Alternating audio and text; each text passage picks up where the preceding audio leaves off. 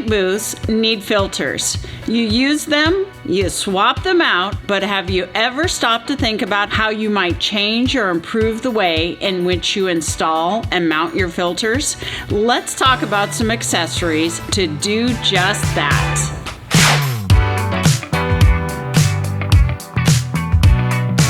Welcome to the Spray Booth. I'm Julia at Finishing Technologies. I'm here in front of a paint booth filter bank, which may even resemble the one that you use. In our example, we have 20 by 20 filter pads installed, which is the most common panel size used in paint booths.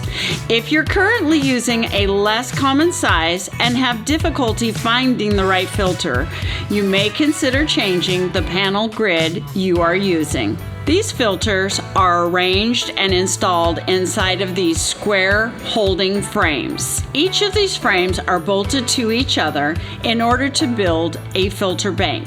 You can build one of these too by measuring the height and the width of your exhaust plenum, then bolting these grids together to create a new filter bank. These filter holding frames come in a 20 by 20 and a 20 by 25 size. Choose the size that most easily divides your booth dimensions or to your preference. These holding frames are used on both the exhaust and your intake filter system, which is also commonly the same size. Call if you need any assistance.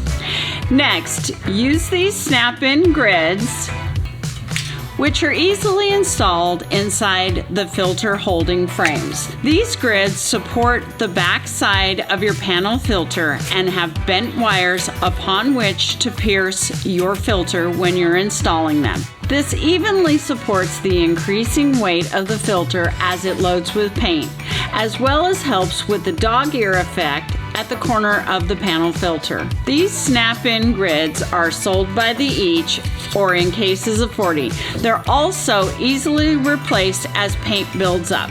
Just pop out the dirty one and in with the new ones. A quick note, if you tend to work close to your filter bank, there's a chance you could get snagged on the protruding portion of the grid.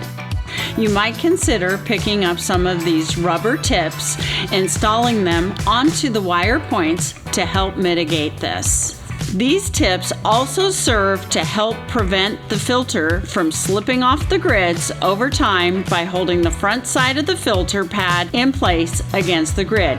These rubber tips are sold in bags of 40. Now let's say you prefer to use a blanket filter instead of pads. Like this! Some shops prefer blanket filters for the relative ease of installation and versatility in sizing, and because they can help prevent bypass leakage from which panel filters sometimes suffer. Blanket filters are also sometimes used as a sacrificial pre-filter in front of a more expensive main exhaust filter. To help make change-outs quicker, one convenient option for this are these snapper bars. Snapper bars are screwed to the top of your exhaust bank, and you can also mount these to the side of your plenum to ensure your blanket filter seals around the edges. These mounting brackets are positioned in such a way as to create a spring-like effect so that once mounted, you just pull back the snapper bar, slide your filter blanket underneath, and allow the bar to snap back into position. Snapper bars are stocked here at Finishing Technologies. They are 40 inches wide, which covers two 20-inch grid widths and a standard 45-inch wide blanket filter. These can be spaced to secure any seam where two blanket filters may overlap. Sometimes, as a blanket filter loads with paint, the added weight can be a little bit much for the snapper bar to hold properly. In order to properly support the ever-increasing weight of your filter, you need these pin strips. Attach pin strips to the side of your grid system as needed, and also horizontally through the middle of the filter bank and at the bottom. This helps to ensure proper seal and weight support when you pierce the bolt through the blanket. Pin strips come in 20 or 25-inch lengths depending on your grid system size and include the bolts for installation. See our website for details.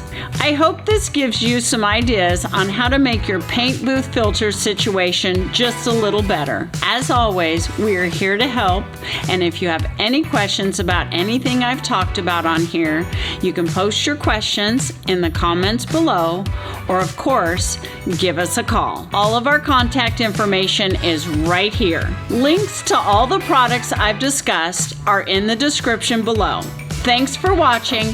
Hope this has been helpful, and we'll see you again soon.